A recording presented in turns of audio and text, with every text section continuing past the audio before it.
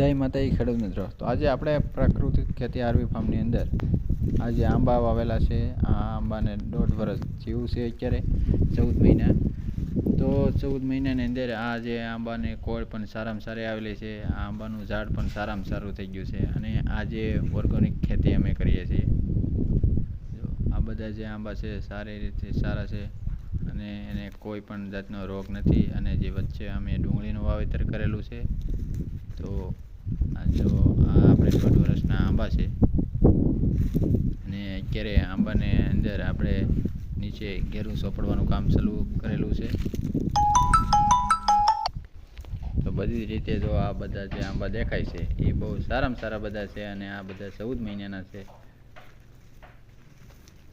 આ રીતના આંબા છે અને બહુ ઘટેદાર થઈ ગયા છે. અને આ કલમોમાં 3 વખત આપણે કટિંગ કર્યું છે પછીના આંબા છે.